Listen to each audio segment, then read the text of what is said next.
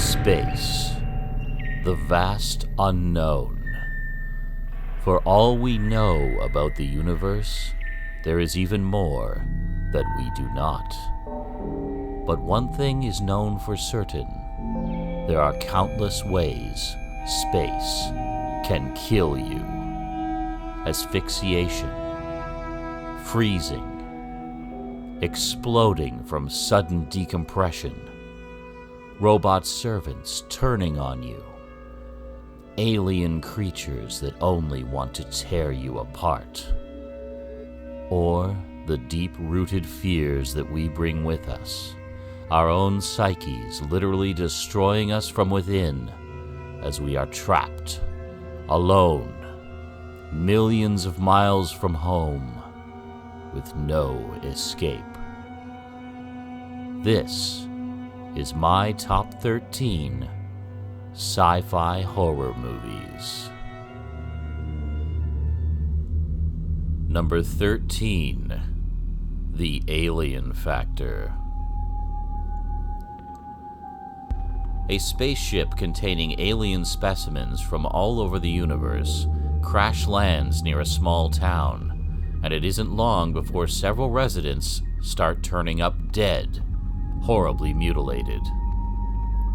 This low-budget film was the directorial debut of Don Dohler, an amateur filmmaker who founded Cinemagic, a popular magazine devoted to the process of creating special effects. I saw this film countless times in my youth, and as a child it scared the crap out of me. There was just something about the low-grade special effects and overall gritty texture of the film that made it terrifying to me as an impressionable youth. More real, as it were. Viewing it as an adult, however, one can't help but notice the acting is laughably bad. The creatures look like they were made over the weekend in someone's garage, but it still has a goofy charm about it that can't be denied. It isn't a great film by any stretch, but it's plenty of fun to watch with some friends and just revel in the badness. Plus, it has a very ambitious finale featuring some complex composite work and a surprisingly effective stop-motion animated creature. Having grown up watching the works of Ray Harryhausen, I've always had a soft spot for cool stop-motion creatures. Number 12, Dreamscape. Dennis Quaid plays Alex Gardner, a young man gifted with the ability to enter people's dreams. He uses this ability to help people suffering from traumatizing nightmares.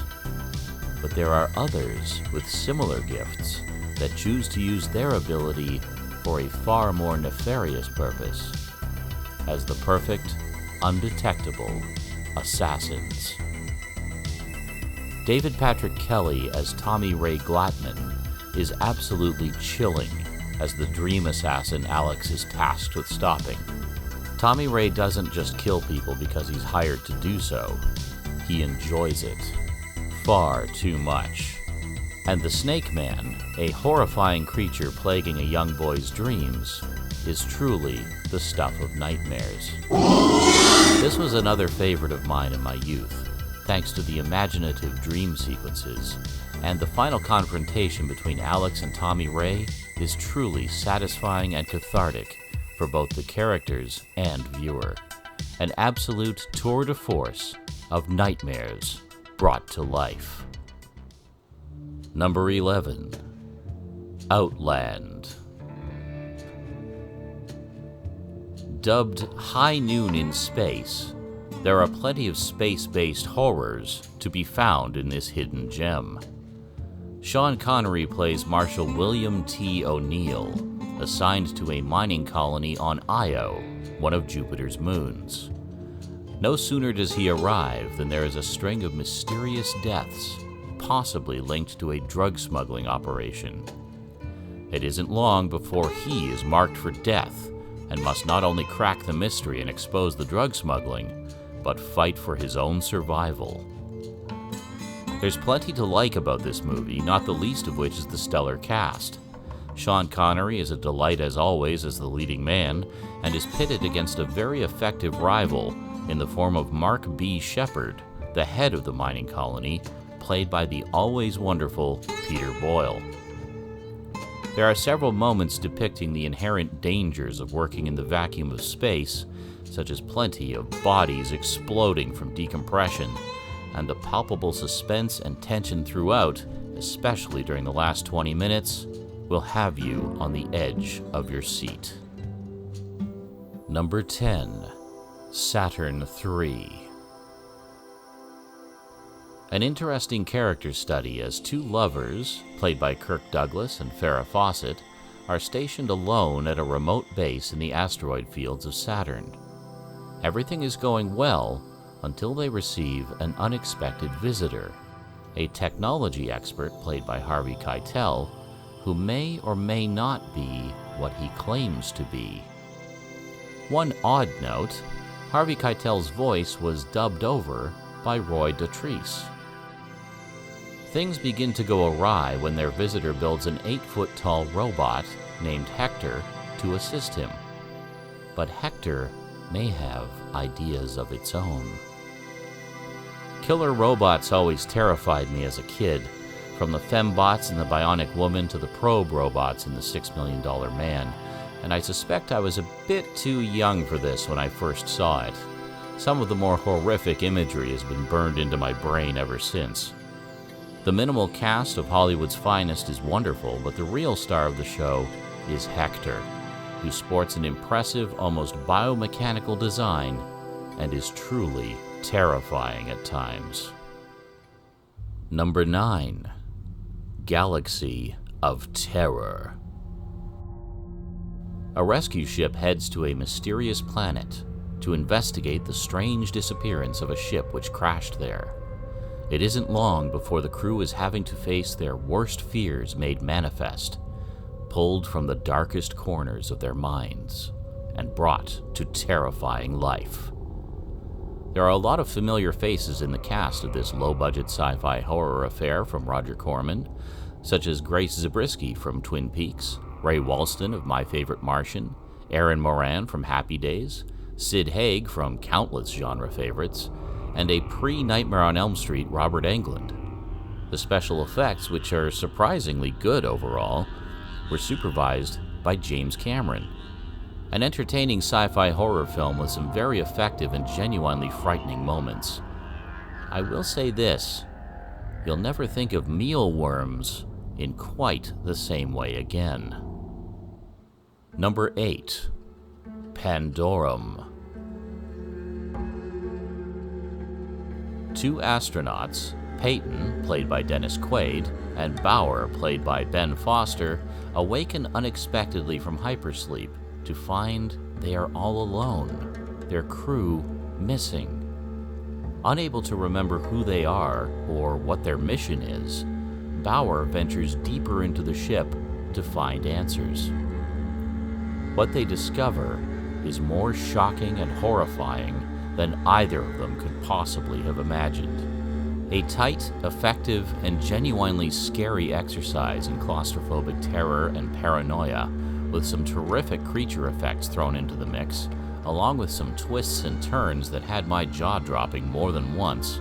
This was a film that really deserved far more attention and praise than it got. It was originally intended to be the middle chapter of a trilogy, but sadly, it looks like we'll never see the rest of the story. Well worth checking out. This is one that really took me by surprise. Number 7. Westworld. Richard Benjamin and James Brolin are two friends who visit Westworld, a state-of-the-art theme park populated by unnervingly lifelike robots that allows guests to live out any fantasies they desire. Romance, violence, anything. And nothing can ever go wrong. While the film's take on computer viruses is a tad dated, the concept of a high-tech theme park that fails and winds up endangering the guests is one that may sound familiar. Westworld was written and directed by Michael Crichton, who would later go on to revisit the concept with Jurassic Park. This was another film that scared the hell out of me as a kid. largely thanks to Yul Brynner's cold, calculating, unrelenting portrayal of the gunslinger robot who menaces our heroes. This film has also been cited as partial inspirations for Michael Myers of the Halloween films and Arnold Schwarzenegger's portrayal of the Terminator. A simpler premise than the superb HBO series, this is still a solid and scary sci-fi film with superbly crafted suspense and tension. Well worth seeing. Number 6. The Terminator. In the year 2029, the machines have taken over and are waging a war against mankind since setting off a nuclear apocalypse a decade earlier. To ensure victory, the machines send a cyborg assassin back in time to present-day 1984 to kill the mother of the future leader of the Resistance. The Resistance sends one of their own back in time as well, in an attempt to intercept the Terminator and save her. While the multitude of sequels focused more on the sci-fi aspects of the story, this initial entry felt more like a straight-up slasher film, with an unstoppable cyborg killer stalking our heroine instead of a knife-wielding maniac. But all the same elements are present, and while it does maintain a sci-fi veneer throughout, this movie was scary as hell. Starring Arnold Schwarzenegger in one of his breakout roles as the unstoppable Terminator, Linda Hamilton as his target Sarah Connor, and Michael Biehn as Reese, her protector from the future. This is a tight, fast-paced, edge-of-your-seat thrill ride that will have you gasping for breath during its many superbly crafted set pieces, chase sequences, and near escapes as the seemingly unstoppable Terminator relentlessly hunts Sarah Connor. An amazing turn for writer-director James Cameron that set him up firmly as one to watch. Number 5. Invasion of the Body Snatchers, 1978. Alien pods arrive on Earth and begin taking over the human population one by one.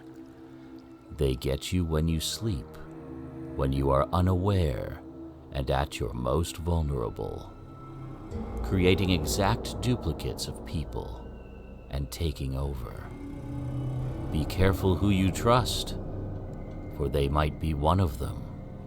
A shining example of a remake done right, this film still holds up today as a deeply disturbing, chilling story of paranoia and mistrust, and a very different kind of alien invasion, sowing the seed of the idea that if we are going to be invaded by aliens, they may already be among us.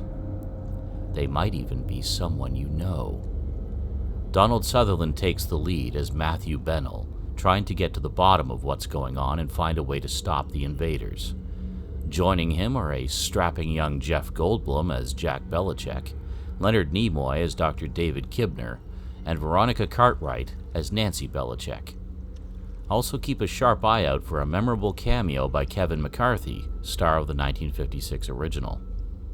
Full of moments that will have you gripping your armrests and squirming in your seat, plenty of squishy, gooey effects, and some truly horrifying moments, this one is not to be missed. Number 4. Threads. Notorious for being one of the most disturbing films ever made. Not for any particularly graphic content, but for its unflinching and realistic portrayal of the consequences of a nuclear apocalypse. What some say is the most accurate depiction of that potential real-life horror ever put on film. Nuclear war breaks out, and we see the effects on the people at the personal and medical level, and on civilization as a whole through the impact it has on a small town in Sheffield. This town is the fishbowl through which we are uncompromisingly shown just how devastating nuclear war would be to our world, the people who survive, and how it would literally bring about the complete collapse of civilization as we know it. With Threads, The terror only comes in part from what we see on the screen. The real terror is that it's all too possible. Not one to be missed, and one you will never forget. Number 3. Event Horizon. An experimental ship disappears without a trace when sent out to test a new space warp drive. It returns 7 years later, but it may not have come back alone. The story follows a rescue ship sent in to discover what happened to the ship and its crew. They soon find themselves reliving some of the most traumatic moments from their lives, their worst fears made horrifyingly real. Similar in concept to Galaxy of Terror, but this time the horror is much more personal and claustrophobic. It isn't a rampaging monster picking off the crew, it's the ship itself, tapping into their deepest, darkest thoughts. This has been one of my favorites since first seeing it in theaters back in 1997. A true haunted house in space movie. Event Horizon succeeds in creating a tense atmosphere and is a superb exercise in the concept of showing you less to have a greater impact, letting your imagination fill in the gaps. A wonderful cast headed up by Sam Neill and Lawrence Fishburne rounds out this superb example of psychological horror in space. Oh, there's gore aplenty, some of which will stay with you long after the movie ends. But the real horror comes from within. The fear of the unknown. The horror of facing the worst in ourselves. Easily the best film of director Paul W.S. Anderson, who also brought us the 90s Mortal Kombat movie and the Resident Evil movies. Even if you didn't care for those, this is a must-see for any sci-fi horror fan. And speaking of haunted house and space movies, number 2, Alien. A perfect blend of claustrophobic terror mixed with jaw-dropping art design and a stellar cast, Alien is a masterpiece in every sense of the word. The crew of a mining vessel is unexpectedly awoken from hypersleep to investigate a crashed alien spaceship on a nearby planet. One of the crew is infected by a strange organism attaching itself to his face. They bring their fallen comrade back to the ship to save him, and the real horror begins. What they fail to realize is this is only one phase of a very alien life cycle indeed, that would give birth to a horror unlike anything ever encountered by man. Another haunted house in space movie, but this time with something horrible lurking just around the corner to get you when you least expect it. There are so many layers as to why this film succeeds, starting with the natural, believable performances of the cast, headed up by the top-tier talents of Sigourney Weaver, Tom Skerritt, John Hurt, Yaphet Kotto, Harry Dean Stanton, Ian Holm, and Veronica Cartwright. You really believe these characters from the moment go, that they have a history, that they've worked together for a long time and know how to push each other's buttons. These are hard-working, blue-collar characters that are easy to relate to, and when the killing begins, we feel for them. The leisurely pace set by director Ridley Scott works very well here. The movie is in no rush to send us hurtling into terror. It takes its time to let us get to know the characters and build the anticipation of what will happen to them, letting the atmosphere slowly simmer and rise in tension until the heart-stopping final 20 minutes. The journey there feels completely natural as the pace is slowly ramped up without you even noticing, a true testament to the skill of Ridley Scott as a director. The production design is awe-inspiring, all thanks to the dark and twisted imagination of Swiss artist H.R. Giger, bringing his unique biomechanical style to terrifying life in the form of the various wonders of the alien ship and, of course, the alien itself. It is a design that has persevered and inspired countless imitations and homages since. We see its influence in comic books, movies, and especially in video games. If you have never experienced the original Alien, I recommend going in as cold as you can. Let it surprise you. Let it take you on that journey into a type of sci-fi horror you've never seen before. I can only imagine how horrifying this must have been in 1979. There had literally never been anything else like it before. This is one of those movies that changed the landscape of sci-fi horror forever. And it's no wonder that it holds up so well even now, 40 years later. Number 1. The Thing. 12 men stationed at a remote research outpost in the Antarctic find themselves having to deal with a shape-shifting alien that can perfectly take on the form of anyone. Tension and paranoia arise as they become uncertain who can be trusted and who is still human. Many of the early scenes of the film establish their isolation, as a heavy storm is moving in that will cut them off from all communication with the outside world, as they first try to determine what happened at a nearby Norwegian base in which everyone was killed, then deal with the horror they unwittingly bring back with them. Much like Alien, these are characters that are easy to relate to, and we get the sense of a real history between them, and it becomes a suspenseful guessing game wondering who is a thing and who is human, hoping our favorite characters haven't been taken over. A truly tense film punctuated with some of the most fantastic practical creature effects ever committed to celluloid, bolstered by a stellar cast of some of the best character actors of the era, including Kurt Russell, Keith David, Wilford Brimley, Richard Mazer, and Joel Polis. Adeptly directed by horror master John Carpenter and featuring a creepy experimental score by the legendary Ennio Morricone, with additional music by Carpenter and longtime collaborator Alan Howarth. Contrary to popular belief, this is not a remake of the Howard Hawks film The Thing from Another World. It is simply another adaptation of the same short story, Who Goes There, by John W. Campbell. This film, however, adheres more closely to the shape-shifting nature of the alien creature in the original story, and plays more into the paranoia aspect, as the trust between the team members breaks down as they become less certain of who's who. An absolute triumph for practical effects, showing what can be accomplished with wild imagination and creativity. This film is rightly remembered for its outstanding and truly alien creature effects, created by Rob Bottin with additional monstrosities by Stan Winston.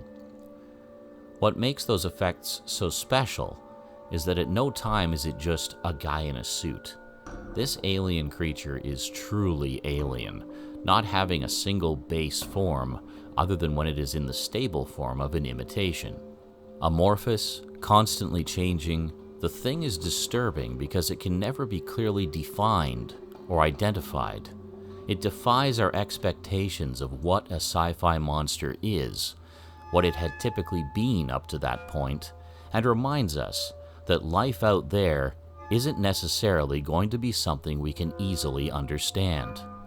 It takes the concept of body horror to another plateau as we witness the thing morphing, changing, ripping apart, and absorbing its victims. Just as Alien changed the landscape for serious sci-fi horror, The Thing raised the bar for truly otherworldly creature effects that have inspired countless special effects artists since, and many would say have yet to be equaled in the field of practical effects. It's truly a testament to the creativity and skill of everyone involved just how well this film holds up almost 40 years later. An amazing film on a purely technical level, but also as a tense, suspenseful, paranoia-laden, claustrophobic sci-fi horror movie with an outstanding ensemble cast, helmed by a director at the absolute peak of his game. The Thing did not fare well when it first hit theaters in 1982, and was panned by critics. But they say most great art is not appreciated in its time, and while it took a while to receive the appreciation it deserves, it is now rightly regarded as a modern sci-fi horror classic. It is by far one of the best films ever in the genre of sci-fi horror, and will always be a favorite of mine ever since I first saw it at the impressionable age of 12. I've made many videos on the subject of The Thing in the past and have a playlist of all of them. You can find a link to it in the description. And that is my top 13 sci-fi horror movies. As always, these kinds of lists are subjective. I tried to include movies that I not only think are among the best, but also ones that are personally significant to me in some way. I hope you enjoyed. What are your top sci-fi horror movies? Feel free to tell me in the comments below. I've done reviews for many of the movies covered in this list and have included links to those videos in the description. If you would like to add any of these movies to your collection, you will also find Amazon links in the description. Thank you for watching. Thank you to all my Patreon sponsors. Be sure to catch me on Twitch, where I stream almost every day. And sayonara.